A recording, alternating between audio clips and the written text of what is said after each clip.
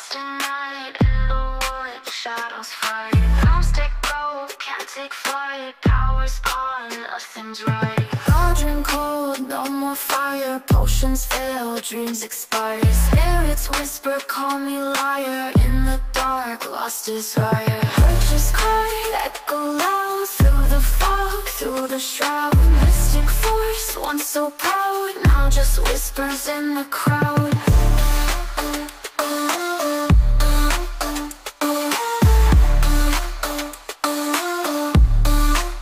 Babalan TV.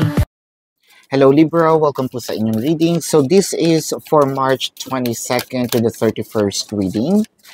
First of all, gusto ko lang po magpasalamat for giving me the time to have my vacation as a birthday to my gift, no? Salamat sa pag-iintay, pero hindi naman tayo late, no? So this is your weekly reading, Libra. For those of you who's new to the channel, don't forget to click the subscribe button, smash the like button, comment below kung kayo po ay nakaka-resonate, and hit the notification bell. So kung gusto niyo pong sumali sa ating live sessions, dun po yan sa ating kabilang channel, that is Babaylan TV. Yan po ang ating unang channel catered for our international audience, no? So nagla-live po tayo doon, wag po tayong mahiyang sumali. Mababait po, no, yung mga tao doon. So marami tayong pag-uusapan as usual.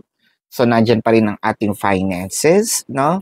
Career, romances, of course, different stage of romances. Magsisimula tayo sa mga singles, no, na naghahanap ng jowa. Nandyan na rin yung para doon sa mga may crushes, no labels, magjowa, mag-asawa. If there's a third-party situation, let's check on that. All right? Don't forget to join the raffle, no, for a free video reading, no? So all you just have to do is go to the Facebook, no? Meron po yung blue check mark, ayan. So punta po kayo doon, follow me, share, react, no, and comment para manalo po. So I want you to know that this is a general reading. You may resonate with the entire reading or you may resonate with some bits and pieces of the reading. Magsimula na tayo.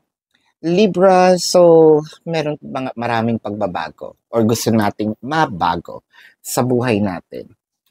Although nahihirapan tayo, either nahihirapan tayong magbaguhin or nahihirapan tayong i-achieve ito because of the challenges. We feel stuck, no, in a situation. However, kumbaga sinasabi natin dito, kahit meron ako mga challenges so far, no, kahit meron ako mga pinagdadaanan ngayon, hindi nababago ang goal, no. I want to elevate my pwedeng living, no, source of income, could be relationship. I think that someone here, probably you are actually waiting to give you a break, or you might want to give someone a break, not break yung heartbreak, no, or separation. Well, probably meron na separation, but giving them a chance. Energetically, you know, it kind of, someone here already have the ability, yeah, to give or offer someone, but strategically, siguro sinasabi lang nitong taong ito is more of, I may have to give this person a test or probably observe, no? Pero I'm ready to take chances. So, if this is finances, I feel like the energy of finances here is a bit rough as of the moment. So, hindi siya ganun ka-fluid. You feel a little stuck with the situation. Siguro inaantay lang natin itong either big break for us to have huge incentive. It could also be a big break towards bonuses, no? Or inaantay natin itong loan natin para makapagsimula tayo ng something. So we're strategically manifesting, or probably with the finances that's happening right now, siguro medyo tinitipid-tipid din natin yung sarili natin. Although meron tayong hawak, no? Meron tayong hawak, pero we're saving for rainy days. Now, when it comes to career or job, I feel like you are targeting something. It could be a position. It could also be a specific department, a specific company. Um, I feel like medyo either nahihirapan tayong pumasok or pasukin itong um, energy na ito. But I feel like sinasabi mo dito, mabigyan lang ako ng break, no? So either if this is what's happening in the company itself, na nandun ka na sa loob, no? Siguro inaantay mo lang mabawi, mabura itong mga memos natin, no? Siguro kasi iba-iba yung memo niyan eh, depende sa gravity, di ba? Sa sanction, no? Pwedeng merong 1 month, 3 months, 6 months, or if it's grave, no, it could be a year. Sabi mong ganun, aantayin ko lang, and I think that I'm ready. I'm also transforming, no, for a change. I'm becoming more better. I've known my lessons well with the magicians in here. Ngayon nagpapakabait na ako. Mahirap burahin, kumbaga, meron ng stain, no, doon sa ating reputation. However, ginagawa ko pa din. I want to let them know that I'm not that same person anymore. No? So, parang ipinapakita natin na we are changing for the better. If this is a different company, siguro nahihirapan tayong pumasok doon. Ngayon nakikipagkaibigan tayo, or either we are looking for information with the strategy, no? Na napapasa atin para at least the next time na baka pag-apply tayo uli, no? Or given the chance, we have the idea. Probably you're gaining knowledge in here, no? Gathering knowledge, Libra, when it comes to romance. Sa mga mag-asawa, siguro lately medyo ang hirap. I feel like itong mag-asawa na ito is having some financial issues right now. With the Knight of Pentacles in here, parang walang nagbabago. Instead, parang medyo pahirap, no? Itong nagiging situation ngayon. However, kahit nandito tayo sa ganitong situation, with the Seven of Wands, parang sinasabi natin, no, I will still be here for you, no? Merong mga times siguro na medyo nakakapagreklamo ko, whether I'm saying it verbally or probably sa isip ko lang, no? Pero mas binibigyan ko ng halaga yung promises natin na through thick and thin, pasasaan ba at ma-resolve din natin itong pinagdadaanan natin, no? So kung mga magjowa naman, I feel like there's something is happening here which the connection is not heading towards to a different kind of much intense, no, na relationship. I feel like someone is pulling the energy para mapunta itong connection into another level of commitment. Whether this is you, whether it is your person, that it doesn't matter. What I'm reading is the dynamic, no? Sabihin nyo, ay, baligtad po. That's okay, no? Dynamic naman, mismo ang pinag-uusapan natin. When it comes to single, no? Sa single naman, I feel like meron tayong gusto, no? With the King of Pentacles, meron na tayong pinagtutuunan ng pansin. That is the only person, probably that, you know, that we want, no? Parang crushes din. Or probably yun ang iyong sinasabi nating nasa checklist. Anong tawag doon? Ito ang iyong kind of, nasa dulo ng dila ko. Ideal, no? Ideal person. So parang dun lang tayo nakatuto, no? Siguro yun sa mga singles na wala pang crushes, I feel like nahihirapan makakita no, ng kanilang standards. Doon sa mga may crushes at nakita na, parang you're pulling the energy para magustuhan tayo. No? Hindi, without the force naman. Of course, ganun naman talaga sa course ng pagliligawan, ganun talaga. Lumalabas talaga lahat ng kabutihan para makapagpa-impress. No? That's totally normal. If this is a no label, so para tong yung sa magjowa, nahihirapan tayong dalin itong connection into another level of commitment. So let's get some more cards. The Wheel of Fortune. I love the Wheel of Fortune showed up, especially when it comes to finances. The Judgment, the Moon card. So parang dadating yung time na biglang, kasi Wheel of Fortune is a whirlpool of fortune that will just land on your lap. Probably even without lifting a finger. As of the moment, when it comes to finances, siguro sinasabi natin dito, ngayon ang hirap mag-gather, no? Ng mga blessings, ng mga pwede nating pagkunan, no, ng ating kaban ng kayamanan. However, parang feeling ko biglang merong biglaang pera, biglaang pagkapanalo, biglaang parang unexpected money. For a few numbers of you with the Judgment in here, siguro sinasabi natin dito na yes, inaantay ko, pero kailan dadating? That's your question. Kasi medyo stressful na ang situation when it comes to finances. Siguro you cannot sleep at night, no? There are times na feeling mo ang bagal-bagal, ang haba ng araw, no? When it comes to finances. And that's understandable na parang nade-deprive natin ang ating sarili ng sleep, no? So, although siguro ang pinupull natin dito is mangyari na, no? Makuha na natin itong huge amount of money, no? This is greater than the 10 of Pentacles, which is the highest form of the abundance. So ito yung sinasabi nga natin, whirlpool, no? Para itong isang bagyo na dadating, pero parang babaha ng pera, no?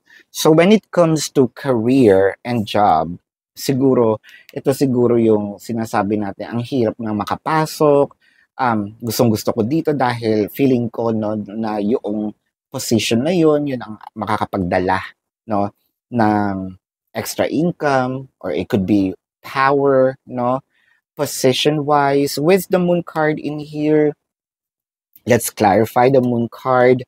Yeah, the Four of Swords and the Page of Wands.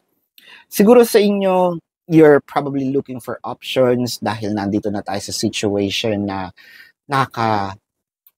nakakabagot na, no? Nakakapagod na, dahil parang robot, no? Para ako nagiging robot dito. Gigising ako, I'm dragging myself to work. Minsan gusto ko ginagawa ko, but lately parang more of ginagawa ko na lang siya kasi kailangan ko, no? Kasi kailangan magtrabaho. Yan. Hindi naman lumaking mayaman, no? Walang ganong yung parang savings. So, what I wanted in here is parang sabihin nating, what if I look for options, no? At one point in time, siguro sumagi yan sa isip nyo, no? Na magtingin-tingin online, or maglakad-lakad sa paligid, magtanong-tanong sa mga kaibigan, okay ba dyan sa company ninyo? Because the progress is a bit slow. So, ang nakikita ko lang dito, yes, medyo slow, but surely, kung ano man itong position na inyong tinatarget, or company na inyong tinatarget, I feel like this is parang bubulagain na lang kayo, no? Bubulagain kayo ng isang sorpresa na, uy, ang tagal kitang inantay, no? So, with romance, para sa mga mag-asawa, which I saw earlier na mayroong financial problem, I think kailangan nyo magkasundo dito kasi parang ang inyong mga desisyon sa buhay is nandun kayo sa polarities, no? Kung gusto pumunta ng isa sa kaliwa, na doon sa kanan. Kung gusto pumunta sa taas, na doon sa baba, no? So, I feel that you both need to have a common ground para magkaroon ng win-win situation. Hindi puwedeng kasi team kayo dito, eh, 'no? You made an oath, you made a promise na you're gonna be through thick and thin. So, hindi puwedeng magkaiba ng sitwasyon. Kung hindi man kayo magkasundo, 'no, at least magkaroon kayo ng common ground, 'no? Win-win situation for the both of you. Hindi man makuha ng buo, at least kahit papaano meron tayong, "Eto yung gusto ko," 'no?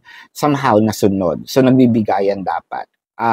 What I am seeing in here, yes, medyo mabagal but still dadating pa din. So, huwag kayong mawalan ng pag-asa, 'no, na dadating itong swerte. Tulad nga ng sinabi ko kanina, may bulagang dadating sa inyo na parang sugod bahay, pero ang walang host, 'no? Walang host. Parang ibibigay na lang sa inyo, may magda-drop ng pera, ganyan, for almost as if ida-drop yung pera, 'no? Baka makakapulot kayo ng pera, isang malaking halaga, or mananalo kayo somewhere. But I am seeing in here, because of the Wheel of Fortune showed up, napakagandang opportunity for the both of you to remove whatever the stress the both of you have. But I hope that itong malaking perang dadating is hindi rin makapag-bring ng stress. Kasi hindi lang kawalan ng pera ang nagiging problema minsan, yung kalabisan ng pera, minsan nagiging problema din yan, eh, 'di ba? Hindi mo alam kung saan mo gagastusin.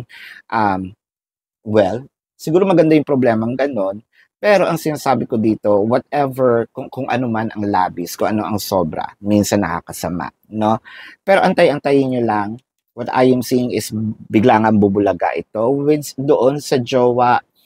Siguro nai-stress dito kasi hindi nga ito napupunta into another level of commitment, katulad nga ng sinasabi natin dito dun sa with no labels, 'no? So, probably you're looking at some suggestions, patterns, what else? Activities probably online. For a few numbers of you, I am seeing, makapag-travel, both of you, to unwind and talk about things. Kasi parang nagkakaroon dito ng less communication, ano. Siguro nagtatanong, nasaan na ba ako sa buhay mo? Ano ba ang tingin mo sa akin, no? Ano na ba ako sa buhay mo? When it comes to single, so ito na, doon sa mga singles na merong mataas na standards, no? Hindi naman sa pagiging maarte kasi at the end of the day, buhay mo 'yan, no? You have the power to choose, no? Kung sino man ang gusto mong mapangasawa or maging katuwang sa buhay in the future. It's your life. So, wala silang pakialam doon kung sasabihin, napaka-arte mo naman. Eto ko eh. So, hindi ko kasalanan, no? Kung hindi ka choosy, choosy ako, no? Kaya nga ako Libra, di ba? So, with the crushes, ayan. So, sa mga crushes, I feel like meron namang gusto dito, may nagpapakipot lang. That's true. May nagpapakipot. I think that this is a mutual feeling. Yung isa lang is vocal, yung isa mahiyain. Yun yung nakaka-stress kasi hindi ko alam kung paano ko saan ko ilalagay yung sarili ko. Kasi alam kong meron na, 'di ba? Pero hindi ko alam kung paano ko aarte dahil hindi pa naman napag-uusapan. Wala naman nag-create ng move to clear things out. So, communication pa rin, no? Ang kailangan dito. Now, if this is a third-party situation, what I am seeing in here, I think meron ng someone is checking on the other person. So, meron ng nag-investigate about the third party. So, probably meron na idea. Wow. I feel like parang kung matagal na itong tinatago, no, magkakaroon ng issue dito dahil with the 10 of wands na parang ito yung matagal nang tinatago na naka-stuck nga and suddenly parang medyo hindi magandang situation no ng third party na ito magkakaroon ng because of either someone is going to post accidentally na makikita kayo or masasabi no ito ng someone is going to tell the person na meron nga third party. So medyo mag-ingat-ingat if not just a third party, no? Again, wala tayong judgment dito. I'm just reading the cards, no? And tulad ng sinabi ko, we don't need to judge because we do not know kung ano yung pinagdaanan, ba't sila napunta sa ganung sitwasyon. Respect, no? Let's check some other cards here. Bago po ang lahat, gusto ko lang ipaalala na dun po sa ating kabilang channel, which is Babaylan TV. Yun po ang ating unang channel catered for our international audience. So kung meron po kayong mga katanungan, pwede kayong sumali sa live sessions. You're very much welcome to join the live. Kung hindi nyo maabutan, pwede naman kayo magtanong dito sa comment section as long as yung question po is answerable by yes or no. Pero kung hindi po kayo papatulugin ng yes or no na sagot, dumiretso na po kayo doon sa ating website. Nandyan po sa description box, click the link. You will be routed to my website. Nandun po yung information, name, number, QR code, amount per question. No? Take advantage of the 4 questions plus 1 dahil discounted po yun. And if you want to book a private reading, nandun din po siya. No? Kung wala naman po tayong funds, sumali na lang tayo doon sa ating raffle, no? Na pinost ko po, nakapin na po yan, pero doon po yan sa Facebook. No? All you just have to do is to follow me sa Facebook, no? Mag-react kayo doon sa video, doon lang sa video about the raffle, kasi doon po ako pipili. Share, and then comment why you deserve to be a winner for the raffle. No? And pipili po tayo by the end of the month. So, hope to see you there. Facebook, Babaylan TV. So, let's check. I wish we could be together, but it's complicated. Siguro dahil ito nga yung mga walang yung less ang communication to a point na hindi na nagkakaroon ng communication to a point na parang siguro complacent yung isa na mali naman yung assumption, no? Parang sinasabi, alam mo na yan. Paano ko malalaman kung hindi mo sa akin sinasabi? Ayoko mag-assume, di ba? Let's check the message of the universe. Count all your blessings, even the small ones. Show gratitude and appreciation for all that you have in your life. So I think ito na yung sinasabi ng universe na you have to count the blessings, no? So magsimula na tayo, no? Magbilang ng mga blessings or have this attitude of gratitude. Kasi parang madadagdagan pa ito, no? All that has yet to come into it. So meron pa tayong mga inaantay, no? And I believe that there's abundance in store for us. Your best days are still ahead of you. Isn't that a wonderful thought? So, ngayon pa lang, no? Kung finances nga ito, I feel like kailangan na nating ngayon pa lang pagplanuhan sa nating gagastusin. Alam mo na ba kung saan gagastusin? No? Dapat precise tayo when it also comes to manifestations dahil baka mamaya dumating ito, no? It could be a once in a lifetime opportunity at hindi naman natin alam ang gagawin. Baka masayang. So, as early as now, prepare for it. No? If this is romance, let's check the zodiac sign of your person. These can be their sun sign or a placement in their chart. I am seeing Pisces, Sagittarius, Leo, Taurus, Scorpio, Capricorn. Yan, so this is your reading. Love and light to you. Namaste. See you po sa susunod na readings. Goodbye, Libra.